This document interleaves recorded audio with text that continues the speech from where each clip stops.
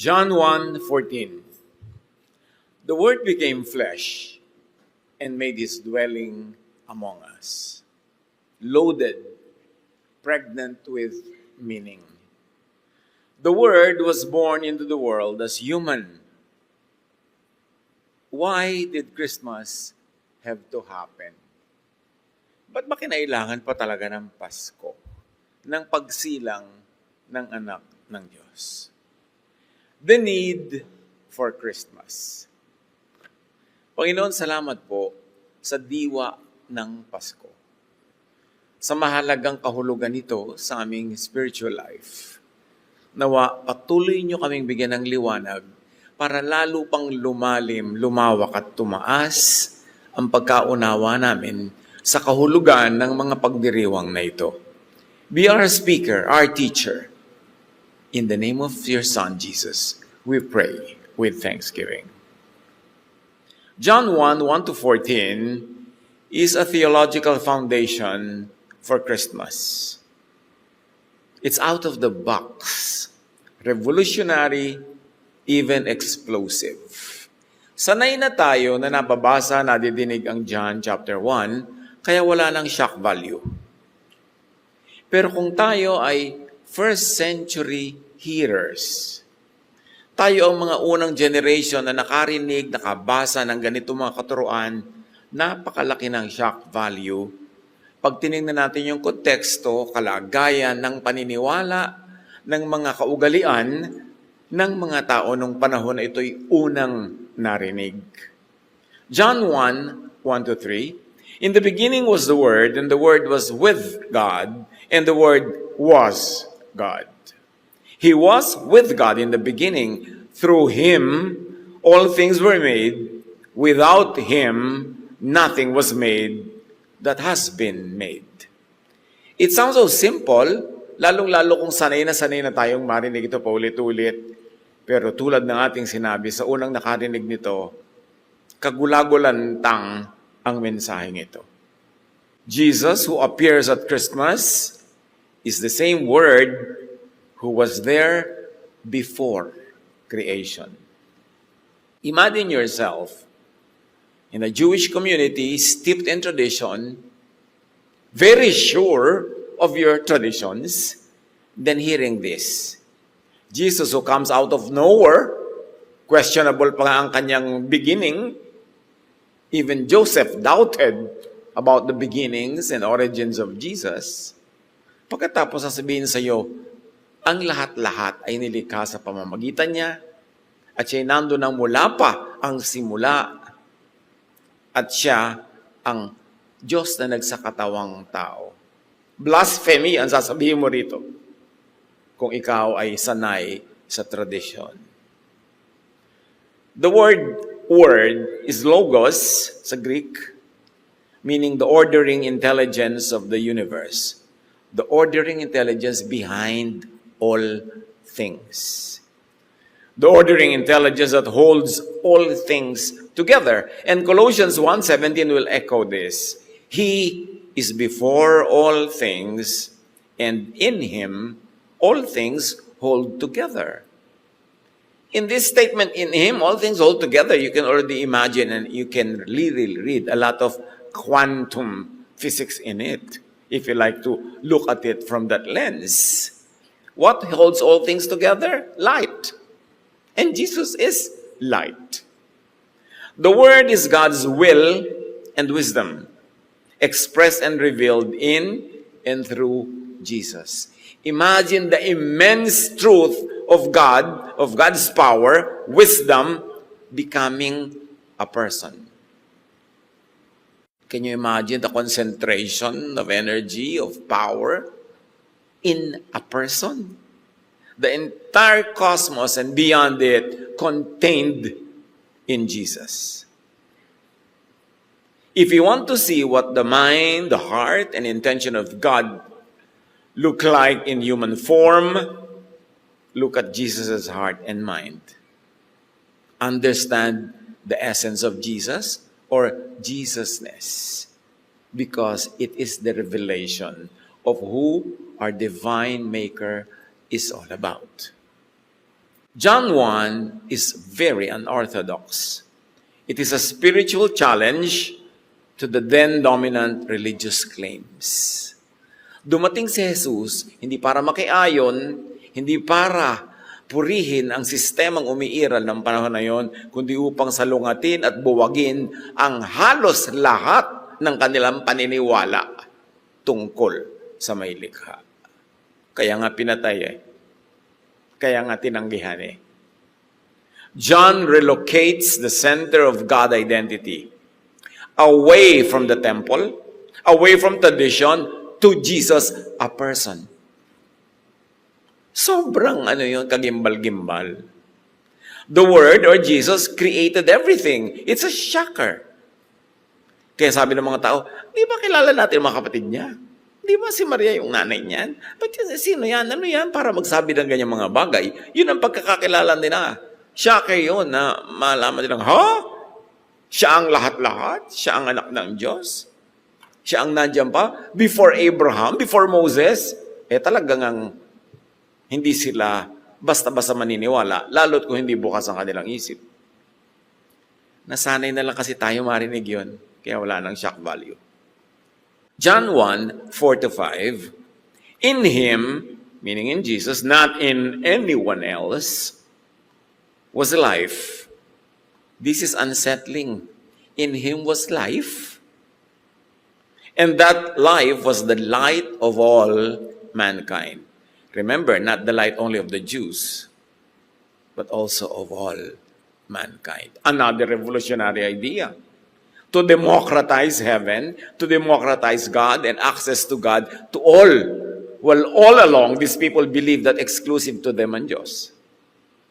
The light shines in the darkness, and the darkness has not overcome it. Then enters another element of the Christmas story.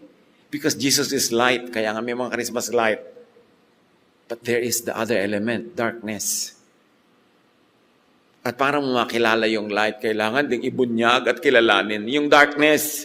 Because light came to defeat darkness. To bring light into the dark recesses of the human spirit. What darkness? Contrast agad Pag naging sensitive ka sa play of words with John, contrast agad. Light versus darkness. Then John 1:9-11, as we continue. The true light that gives light to everyone was coming into the world. He was in the world. In the cosmos, yan ang ginamit na word, yung world. The big general location, meaning all inhabitants, all of humanity, and all of creation, nandun na daw yung word. In other words, Jesusness, the Spirit of Jesus, the Word, pre-existed before the person Jesus was born. In another form, in another format, but now transformed into a human being and born into the world. To be specific, born into the town of Bethlehem, into a manger, into a very local situation. And though the world was made through Him, the world did not recognize Him. He came to that which was His own, at itong His own na ito, presented in Greek, means local, home, people, kababayan, kin or kalahi, community. So we're talking about two locations here. The entire creation, the cosmos, and then a local people, a local place, a local race. Yun yung movement ng presence nitong word. So, He was in the world, in all of creation, but when He went to His local world, and in this case, Israel, His own did not receive Him.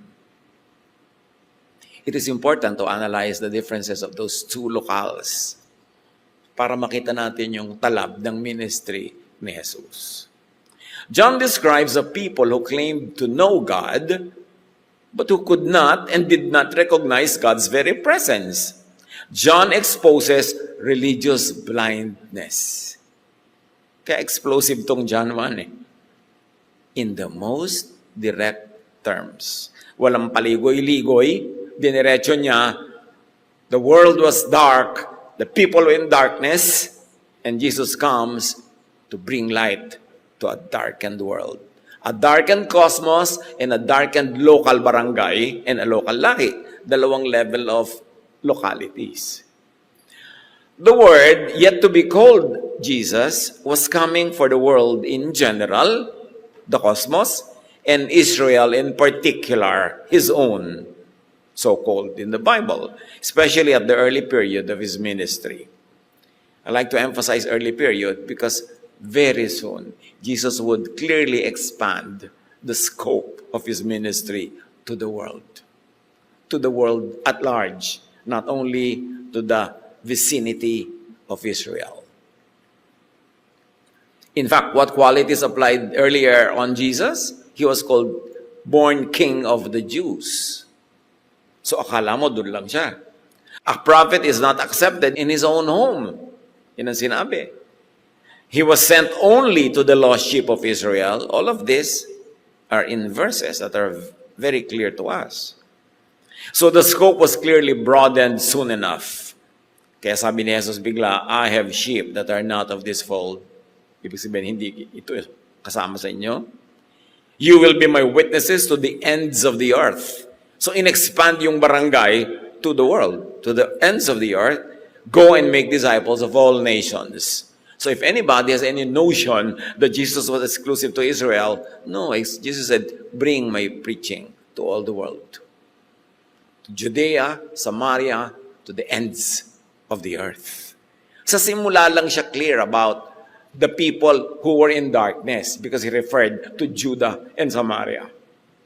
And then, very clearly, the ministry of Jesus was for the world. As John 3:16 says, for God so loved the world that he gave his only Son, that whoever believes in him will not perish, but have eternal life. Yun ang universal effect ng ministry ni Jesus. It began as local and then very clearly revealed as universal. John 1:12-13, yet to all who did receive him, to those who believed in his name, he gave the right to become children of God. Children born not of natural descent, nor of human decision or husband's will, but born of God. Another explosive revolutionary teaching. Now, to become a child of God, everybody thought that you had to be Jewish, you had to be Israelite, the chosen race, the favorite of God. But now John says, anyone who believes him becomes a child of God. Malaking pagbubukasyon nung pinto na dati exclusive. Despite the reign of darkness, may mga nanalig at tumanggap sa essence of the word, sa Jesus yet to be born. Sa word, sa idea, which we call Jesusness. In fact, the wise men, yung starring sa Belen scene, naniwala na sila, hindi pa nga sinisilang eh. Ibig sabihin, there were people who believed in the Word even before the Word became flesh. Kaya nung batid nila na isinilang na, nagpunta sila para magbigay galang to worship. Pero naniwala na sila bago pa man yung Word ay naging taong Jesus. Anong pinaniwalaan nila? Hindi yung taong Jesus, kundi yung Jesusness, the idea behind the taong Jesus. Yung Jesusness, naging Jesus lang. Yung idea, yung kumbaga yung vapor, naging solid. Pero pareho pa rin yun. Pero dati na, nandun na. Hindi lang nung isilang bilang tao. At marami nang naniwala noon pa man. Outside of the boundaries of Israel and outside of the doctrines of the temple. Anyone who receives him is given a new identity and belonging that comes from God, not from ancestry, not from Israeliteness. Panibago na naman paglabas ito sa mga boundary at kahon. Kasi yun na ngayon ang ticket mo para ka maging anak ng Diyos. Manalig ka. Binibigyan ka ng bagong identity as child of God. This is shocker again. Actually, John disenfranchises ethnic Jewish privilege. Clearly. Jesus would even say this in his first public sermon. Luke 4:24-27. There were many widows in Israel in Elijah's time, and this is Jesus preaching. Yet Elijah was not sent to any of them, but a widow in Sarephath in Sidon. And there were many lepers in Israel in the time of Elisha, yet not one of them was cleansed, only Naaman the Syrian. The point is, as Jesus stated it himself, God bypassed Israelite widows and blessed a Gentile woman. God bypassed Israelite lepers and helped a Gentile soldier. God healed a Gentile soldier. Read between the lines, or actually read the actual lines. Israel was not the exclusive recipient of God's favor. Shocker na naman. Kaya sabi ko, shocker yung John 1 in all its related teachings. Christmas is shocking. Sanay lang tayo kasi na-beautify, na naging candy, na colorized, na glamorized. Pero yung unang dating nito, revolution to.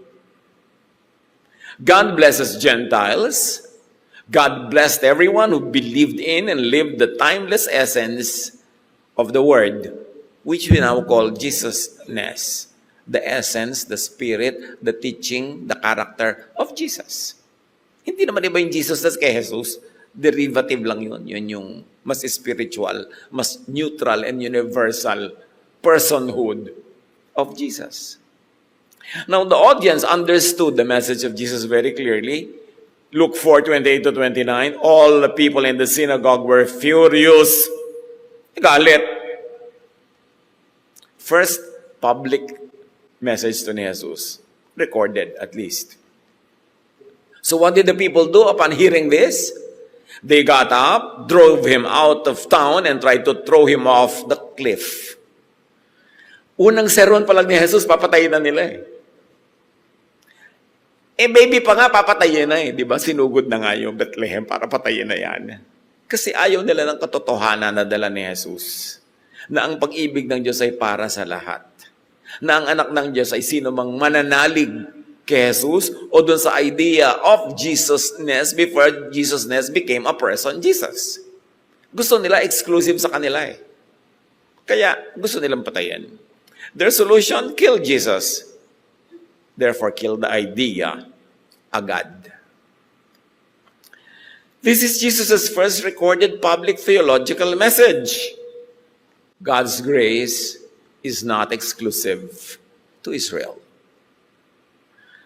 This is the word versus all forms of religious darkness, against all claims that reduce the divine to doctrines and boundaries. Ilalagay mo ang Diyos sa kahon, sosolohin mo, kakanyahin mo, gagawin mong formula. Hindi yun tinolerate ni Jesus. In fact, yun ang binuwag. John 1:14, the Word became flesh and made His dwelling among us. Ayun, yun ang Pasko. Yung ideya naging material tao. The Word became flesh and made His dwelling among us. We have seen His glory, the glory of the one and only Son. Explosive na naman to, one and only, walang iba. Paano yun kung walang iba? Anong gagawin mo sa iba? The one and only Son who came from the Father. So clear ko saan ang galing, from the Father. Saan ang galing ang iba? Laging may ganong kakambal na tanong eh. Kasi echo to, nagbabounce. Kumbaga, pag may sinabi, ano yung unsaid? Ano yung kabaligtaran? Ano yung nasa kabilang side ng equation? Full of grace and truth. In other words, not full of condemnation. Laging may pahaging. Laging may tinatamaan. Kailangan lang makinig ka. The eternal Word became human and lived among people. Can you imagine? The eternal God lives among people as a human being. Paano ito ipapaliwanag ng siyensya? Paano ito ipapaliwanag ng kahit anong mga pagdodoktrina dyan. Na yung buong Diyos na hindi magkasya sa buong cosmos, ayun, nagkasya sa isang taong Jesus. Allowing people to witness up close the true glory and true character of God. And this is a question that thinking people will eventually ask. Kung tama na, kung sapat na ang mga katuruan ng relihiyon na 1,000 taon, mahigit pa siguro, na inuulit-ulit, inuusal-usal, kinakami-kabisa, bakit pa kinailangang ipadala ng Ama ang kanyang anak bilang tao para ipakilala siya? Ibig sabihin, hindi siya na ipapakilala ng tama. Ibig sabihin, ang pagkakakilala ng mga tao tungkol sa Diyos ay kung hindi man totally mali, at least greatly kulang. Na kinailangang tawirin ng anak ng Diyos ang papawirin ang universe para lang isilang bilang isang sanggol. What necessitated that? Ba't kinailangan magkapasko? Kasi wala. Bakit kinailangan ipadala ang liwanag? Kasi madilim. John 1 is a theological coup. It is a recentering of divine identity onto Jesus alone. It's a very bold claim that you either have to believe and accept everything it says or none of it. Walang gitna. Absolute. Kinailangang ipadala para liwanagan ng dilim.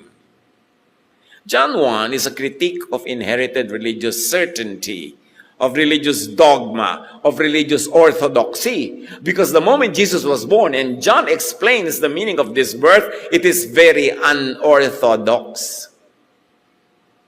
It could even be called against all tradition. It could even be called demonic, which many religious leaders of his time called Jesus as demonic. And John 1 reveals is a declaration that the true God has been present all along, albeit unrecognized. Kaya lang, nandyan nga, pero hindi naman nakilala. Kaya kailangan magpalit ng format as a person who can speak, who can teach, who can exemplify the high and noble ideas of God, of love, para lang makilala. Kasi hindi sapat at hindi na ipakilala ng relihiyon. Kasi kung naipakilala na pala, anong gagawin ng Diyos? Repetitious, redundant, ipapanganak pa. Hindi siya nakilala by the very people who claimed exclusive ownership of Him. John 1:1-4 is a Jesusness recept. It is a super pasabog. Yan ang Pasko. Light. Liwanag. Sobra tayong na-desensitize sa shock value ng Pasko. Madaling malimutan the attempt to kill Jesus habang infant pa lang and to the murder of the innocents. Pagka kumukuti-kutita pa mga ilaw Pasko at naamoy mo ang hamon. Madaling makalimutan pag nakikita mo yung mga kintab-kintab na mga regalo at nagbibilang ka ng 30th month pay. Kaya dapat ibalik yung Christmas kay Christ.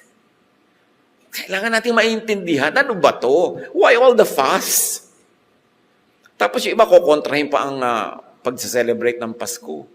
You are celebrating the idea that the divine became human. Huwag nang pagtalunan ng date, may ipipilit pa sa April. O di sa April ka, kaya lang wala kang kasabay. Ano ba yun? Hindi naman yung date ang issue dito. Hindi yung puno, hindi yung parol. Yung theology behind it. Dapat puntahan yun. Christmas needed to happen because darkness ruled the world. Kaya nga ang number 1 nating symbol, parol eh. Ang ganda-ganda nga sa Pilipinas ang symbol ng Pasko, parol. Hindi naman puno, hindi naman regalo, parol. Kasi liwanag, bituin, tala, na siya namang talagang lumabas nung isinilang si Jesus. I have come into the world as light, so no one who believes in me should remain in darkness, sabi ni Jesus. John 12:46. Gaano karami na nagsasabing naniniwala sila kay Jesus are still in darkness. Not about yung mga bisyo, not about those moral issues, darkness about who God is, what God really is, and what God really wants. Recognize darkness and get out of it. Yan ang Pasko mo. Recognize the darkness of the world. Recognize your own personal darkness and get it out of your system. Yun ang pamasko mo sa iyong sarili. Kasi ang dami-dami, Christian ang tawag sa kanila, alam pa kung kailan na born again, alam kung kailan na baptize, alam kung kailan na ganito, na ganon. Pero tingnan mo, walang-walang Jesusness sa buhay. Christmas needed to happen because the dark tyrant had to be exposed and dethroned.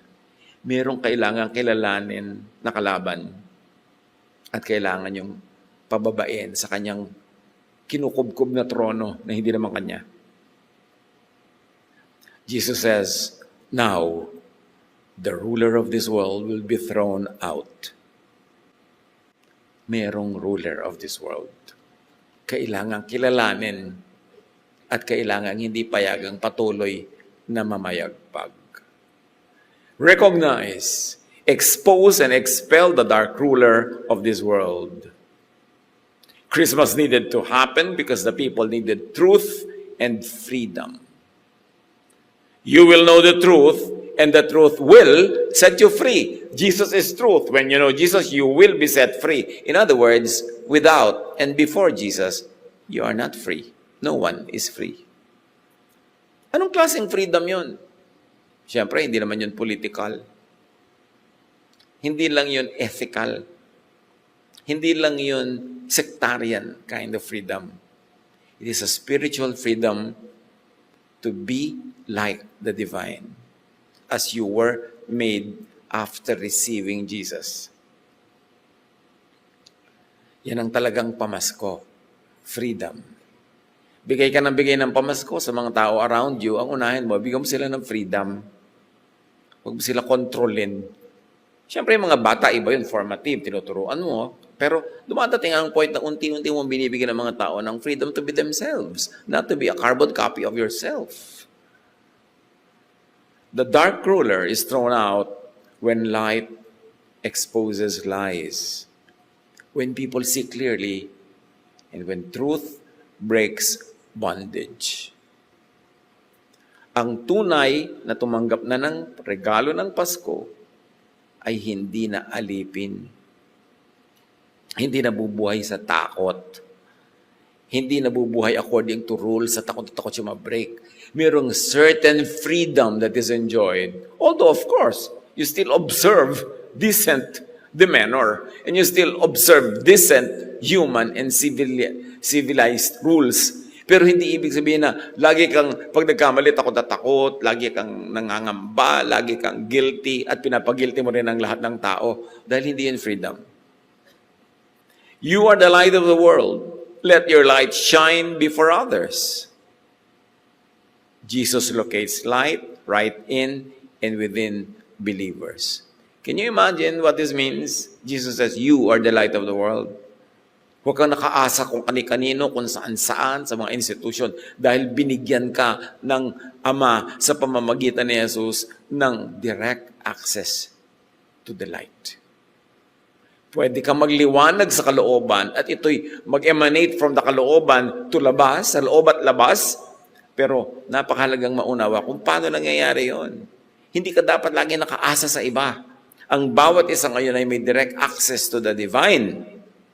Heaven was democratized. Hindi ka nadadaan sa most holy place, Holy of Holies. Hindi ka nadadaan kung kani-kanino mga pinto-pinto. Dahil sabi ni Jesus, I am the way. Pero ganun ba nangyayari? Marami mga tao, pag nagiging religyoso, lalong nadadagdagan ng mga kadena.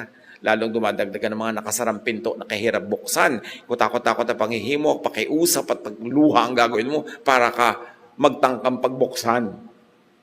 But heaven is wide open through Jesus. Yung ganito mga realization ang dapat pinagbubulay-bulayan natin. Huwag tayong mabingi sa ingay, mabulag sa mga kutitap ng season na ito, kailangan may pagbubulay-bulay, pag-iisip-isip. Ano pa talaga to? Know the truth, meaning Jesus, and be free from the liar. So watch for agents of darkness and falsehood because they are all around. Importanteng maging mapanuri. I am the light of the world, sabi ni Jesus. Find that Christmas light inside you and let it shine. Develop personal spirituality. Yung magde-devotion ka lang, meron ka pang manual talaga. Hindi ka pa pwedeng manahimik, magbulay-bulay, makipag-usap sa Espiritu ng Diyos. Kailangan, read this verse, memorize this line. Ito ang action na dapat mong gawin. Parang manual. Hindi yun masama, ha?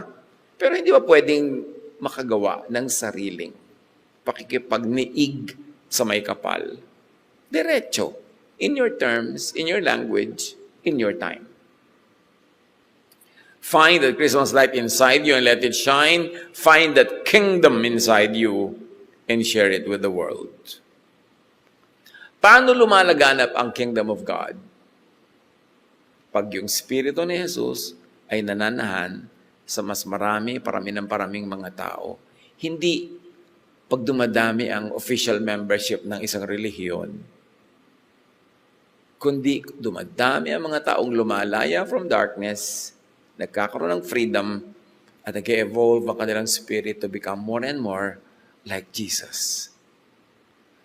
Even without sectarian walls, even outside of sectarian walls. Kasi pagkakapanganak nga lang ni Jesus, nakalabas siya sa sistema, hindi naman nasa loob. Ibig sabihin, yun ang gusto niya mangyari sa atin, makalaya sa mga invented, mga man-made walls na nagkukulong sa atin. Aha, member ka na namin, therefore controlled ka na namin. Ito dapat mo kakainin, ito dapat mong gagawin. Hindi ganun ang ginawa ni Jesus. Kaya ayaw sa kanya ng mga religious people of his time and of other periods of history. Yung mga gusto mang control ng tao, ayaw niyan kay Jesus. Ayaw niyan sa Jesusness.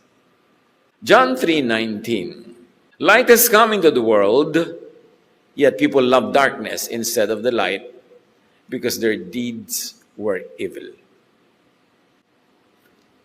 Ayaw ng mga tao, tulad ng gusto nila si Jesus na napatayin, kasi ayaw nila ng teaching na yon. People want to hear teachings that their itching ears love to hear. Pag may nasabi ka na taliwas na sa mga nakasanayan, labas sa kanilang comfort zone, kalaban ka na agad. Yun ang trato sa'yo. So watch for agents of darkness, of falsehood, and of bondage. Agents of, madaling malaman, sino yung agents of darkness, falsehood, and bondage? The agents of unlove. Yung mga kalaban ng love. Yung lagi yung pinopromote, away, division, judgment, paghihiwalay, pagpupwera, pambabato, pananakit ng kapwa in the name of God pa. Yan ang mga agents of darkness, nagpapanggap na agents of light. Because sabi ni Jesus, you will know them by their fruit. Ano ang fruit na hinahanap sa'yo? Magandang ugali, magandang asal, maibiging espiritu. Kahit ano pang tayog ng iyong mga terminologies ng relihiyon, ng iyong mga doktrina, pero kulang ka sa pag-ibig, kulang ka sa kagandahang asal, sa kabutihang loob, hindi totoo ang mga sinasabi mo. You will know them by their fruits. Darkness reigns in misrecognition, in mistaking Jesus for the devil, and inversely, mistaking the devil for God. Diyan nagre-reign ang darkness. Kasi nga, di ba, falsehood? Siyempre, yung falsehood, magpapanggap as truth. Yan ang trabaho ng falsehood mandaya. So, kailangan laging suriin, ano nga ba itong iyayakap ko, sinusundan ko? Ito nga ba yung truth o ito yung falsehood? Dahil nakasalalay doon ang lahat. Madali namang malaman ano bang epekto sa'yo na sinusundan mo? Peace or trouble? Ano ba nagiging epekto sa'yo? Pag-ibig sa kapwa o galit? O self-righteousness? Disdain for others? Ano bang nagiging bunga sa'yo? Kababaang loob o kayabangan? Sa bunga nakikita. And the teachers of the law said, about Jesus? He is possessed by Beelzebub, by the prince of demons. He is driving out demons. Nakita kasi nila nakakapagpalayas ng mga espiritu na masasama. Sabi niya, kasi masamang espiritu rin yan. Kumukuha yan sa kanilang amo, pare-pareho silang masasama. Kasi hindi nila magawa yung ginagawa ni Jesus, dinimonize na lang nila yung ginagawa ni Jesus. Ang daming naniniwala sa kanila, ang daming sumusunod sa kanila. Pero kung tama yung ginagawa nila, bakit pa dumating si Jesus? Itatama mo pa ba yung tama o itatama mo lang yung mali? Itutuwid mo ba yung tuwid o itutuwid mo ang liko? Liliwanagan mo ba yung maliwanag o yung dilim? Understand the ministry of Jesus. Darkness reigns in division. Ang gusto ng Diyos, unity with His Son, who is united with Him, and through the Son, when we unite with the Son, we unite with the Father, unity. Therefore, sino ang kalaban? Anong gusto ng kalaban? Division.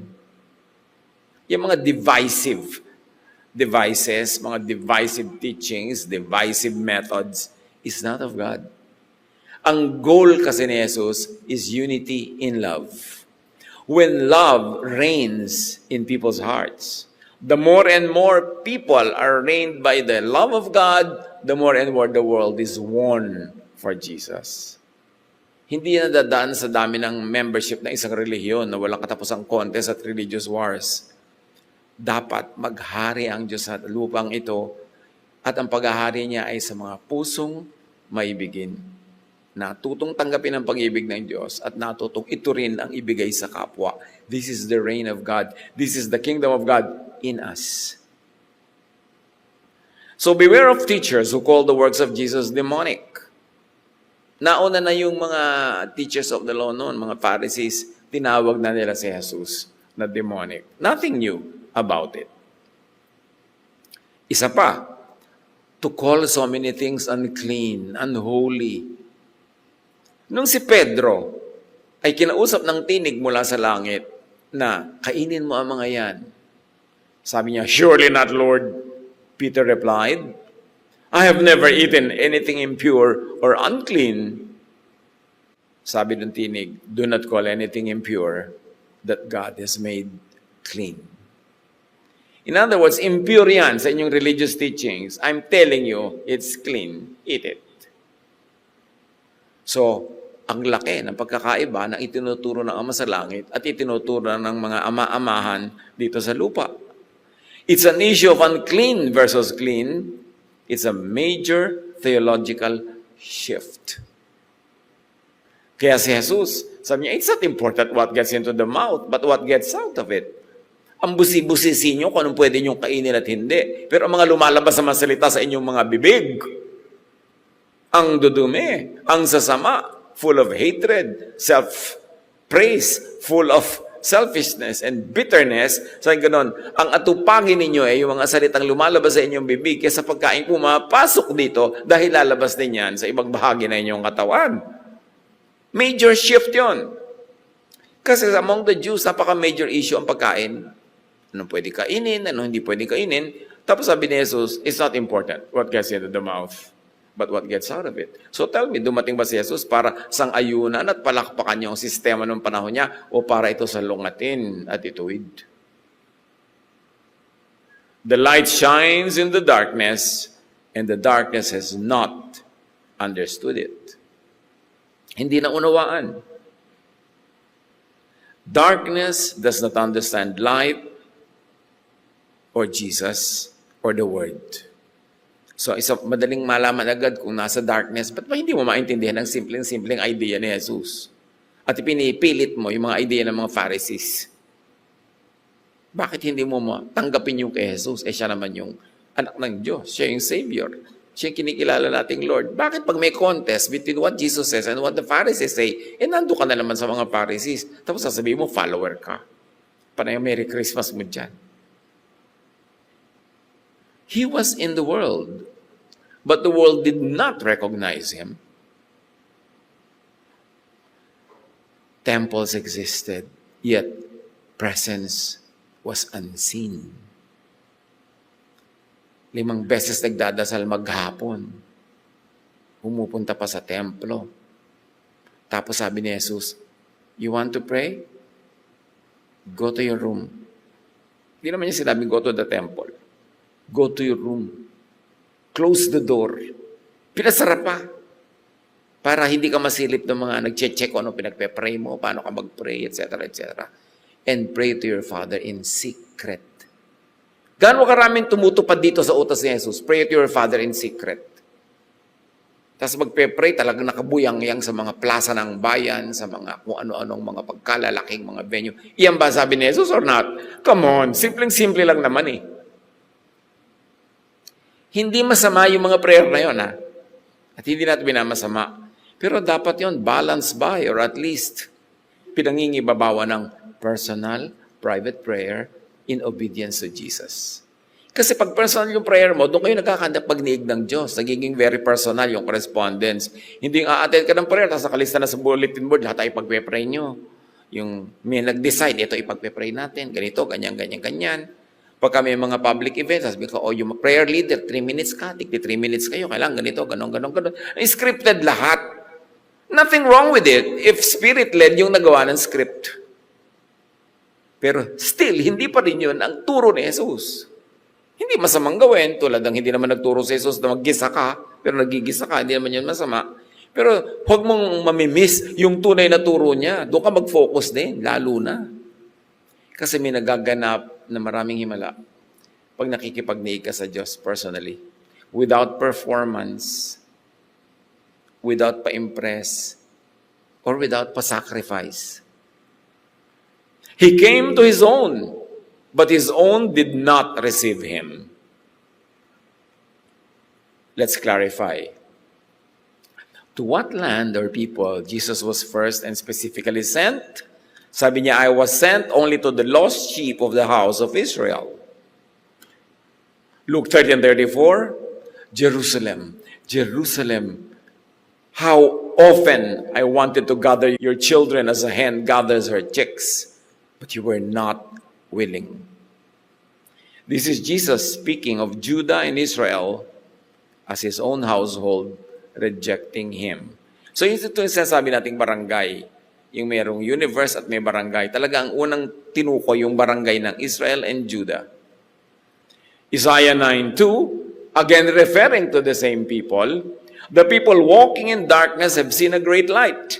Those living in the land of deep darkness, on them a light has shined. Isaiah the prophet calling the land a land of deep darkness. Kaya doon ipinadala si Jesus kasi doon dark talaga. Pero hindi lang doon dahil in-expand nga later. So here is a clear reference to Israel and to Judah, the primary object of Jesus' mission. Jesus was sent to set free those who were bound in darkness.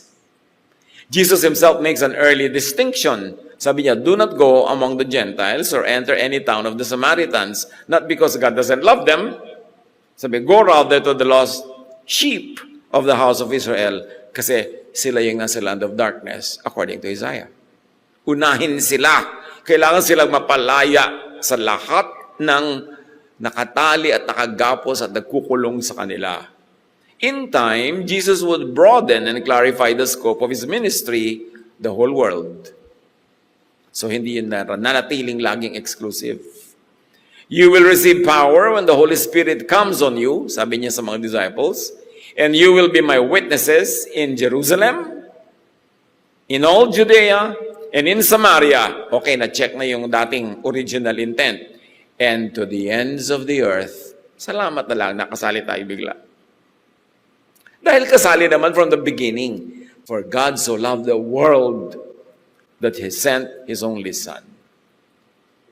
Darkness reigns when tradition cannot produce new life. Imagine, Israel was so steeped in tradition, rich in tradition, and what necessitated the coming of the Son of God as flesh?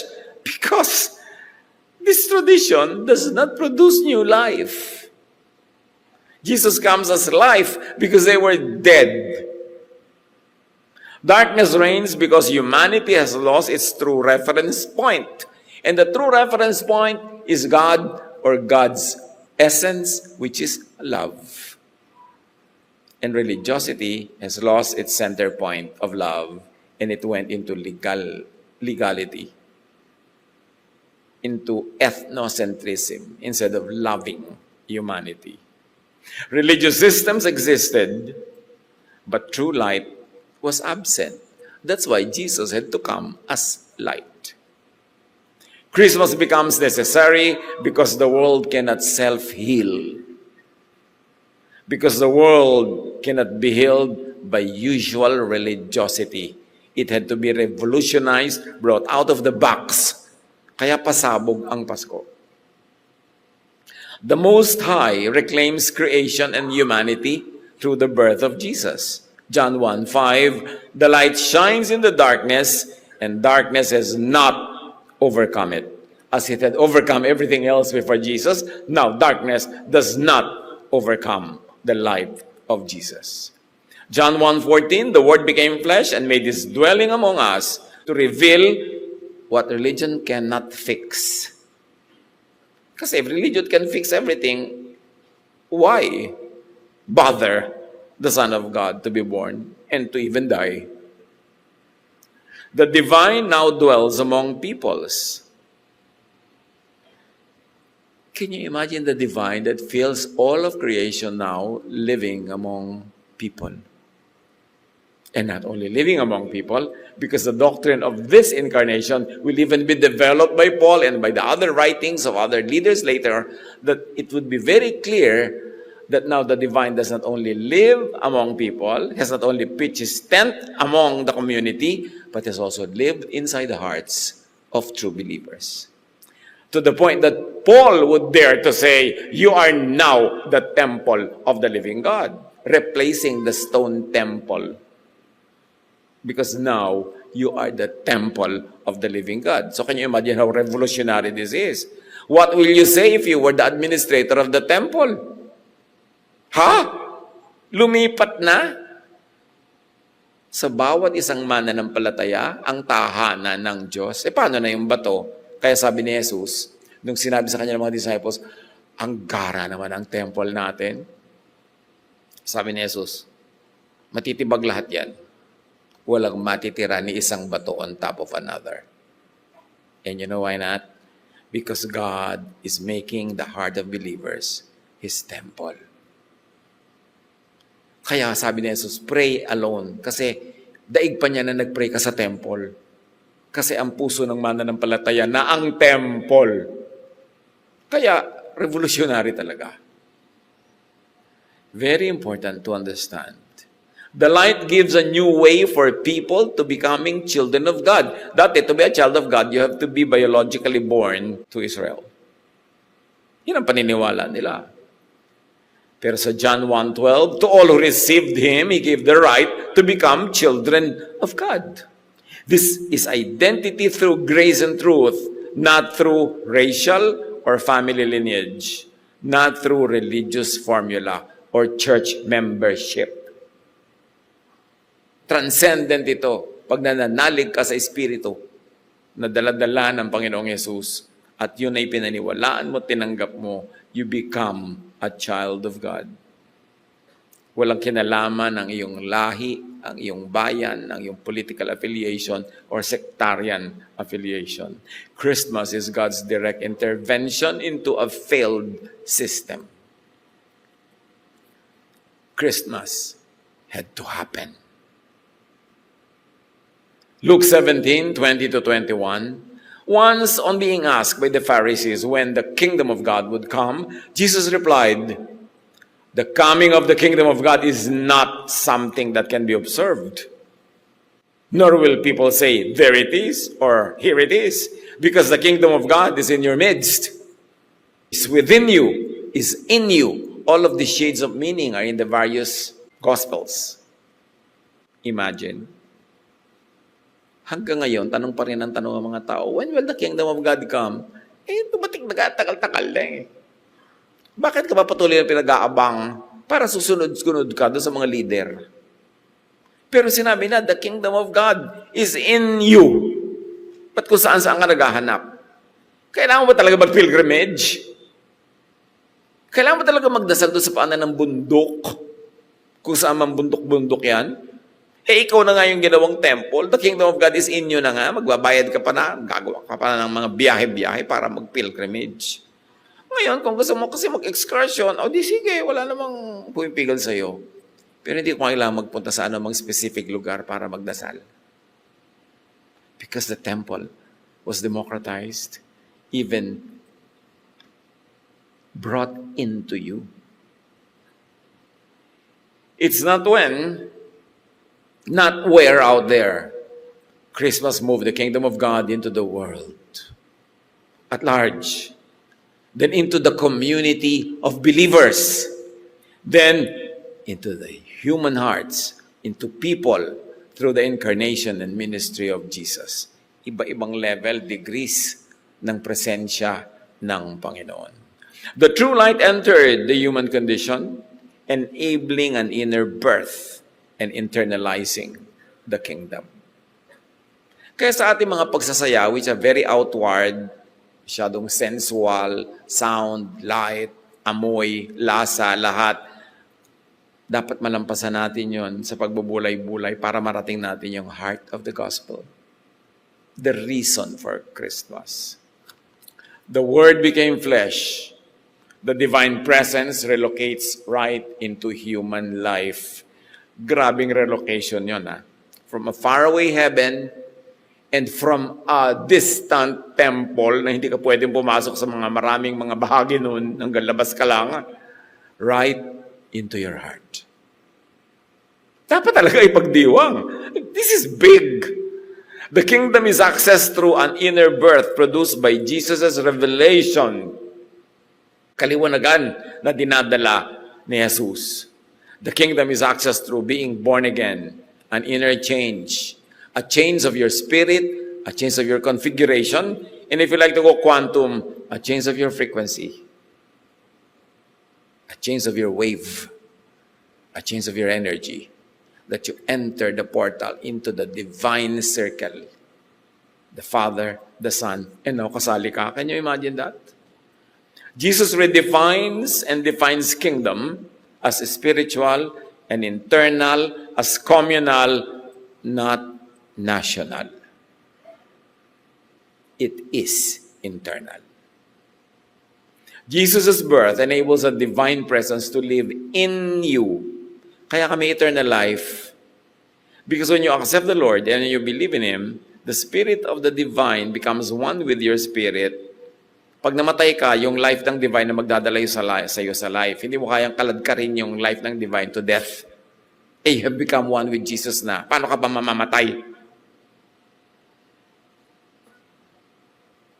Ang sarap isipin, nakakabigay ng peace, na pag nakasa Panginoon ka, hindi ka mamamatay. Kasi you have become one with Jesus. Alam nga namang patayin mo rin siya para madala mo siya sa kamatayan. No, ikaw ang dadali niya sa buhay. In fact, may buhay ka na agad the moment that you let Jesus into your heart. Siyempre, maraming level yung ibig sabihin ng to let Jesus into your life. But whatever level you're in, ang mahalaga, si Jesus ba'y pininiwalaan mo? Nasa puso mo ba? Then, tanggalin mo na sa agenda mo yung fear of death. Walang death. Eternal life. Siyempre, tatakutin ka lagi ng relihiyon na meron na naman para mag-ambag-ambag ka, mag-donate, magsunod-sunura ka na naman para ka makontrol. But sabi ni Jesus, fear not. I have overcome death. The Spirit will be in you. Can you imagine this? The Spirit in you? Dati sila, yung divine nasa temple lang, malayo, hindi ka pwede lumapit. Pero, the Spirit is in you. You in me and I in you, sabi ni Jesus. Pag nananalig ka sa akin, ikaw ay nasa akin at ako'y nasa iyo. And hindi lang yon. We, the Father and the Son, will come and make our home with them, with the believers. So kung merong Father, merong Son, pumasok ka doon sa circle na yon through the love of Jesus. Kasali ka na sa eternal circle. Anak ka na ng Diyos. Pamilya ka na ng Diyos. Paano ka patatanggalin? Humans enter the divine circle. Yun ang Pasko. The secrets of the kingdom were transferred inwardly to Jesus' followers. May nagaganap na unseen, intangible, spiritual, pag tunay na naunawaan mo at tinanggap ang Panginoong Yesus. Kingdom moves inward through revelation, not through spectacle, not through ritual, not through formula. Kasi iba ko, mag-pray ka lang nito, eto, 1, 2, 3, gawin mo to, magiging anak na ng Diyos. No, when you truly understand the Spirit of Jesus and open your heart to the Spirit of Jesus and let the Spirit of Jesus reside in you, yun ang kingdom in you. The Spirit emerges from within the believer through Jesus' coming. And Jesus says, living water flows from within them. Kaya sabi niya doon sa babaeng umiigib, balik-balik ka dito, mauuhaw ka na ulit. Pero pag tinanggap mo, yung dapat mong tanggapin, babalong sa iyo, mula sa iyong kalooban ang buhay na tubig. At hindi ka nakakailangang umigib pa forever. Because living waters will dwell in you. Tahimik na katotohanan eh. Pero ang lakas ng dating pagdinibdib. God rides His reign in hearts and minds. Not on tablets of stone, not on paper, not on statements of belief na nakakwadro sa dingding. God writes His own law in the hearts of people. And that law is the law of love. God's Son was placed in a manger. Alam na natin yung sa Belen, inilagay siya sa sabsaban. God's real law and grace is placed in the minds and on the hearts of humans. Kung gusto natin maging poetic, yung manger, yung sabsaban, yun ang ating isip at puso. Kung paano inilagay ang sanggol na Jesus sa sabsaban, doon dapat ilagay ang spirito, katuruan, pag-ibig ni Jesus dito sa ating puso at isip na siyang tunay na sabsaban na tatanggap kay Jesus. Pag kahit sa poetry mo daanin yung katuruan, napakaganda eh. Christmas needed to happen. Make Christmas happen in your own life. Huwag lang isang holiday to observe, but a real event in your personal life. Then make Christmas happen and keep happening. Save the world from darkness and fill hearts and the world with love. Pagka ang pag-ibig ng Diyos na ibinigay niya sa pamamagitan ni Jesus ay yung tinanggap, isinaloob, at pagkatapos ngayon ay ipapahayag mo at ibibigay sa iba, yun ang Pasko. To tell people about God's love and salvation, not judgment. To tell people about the eternal life available to them, not always scare them with death and punishment. To have peace, to live in harmony with people, and to make the world, the greater world, the kingdom of God, by expanding this kingdom, heart by heart, mind by mind, by sharing the teaching and love of Jesus. Yun ang Pasko. Maligayang Pasko, mga kapatid.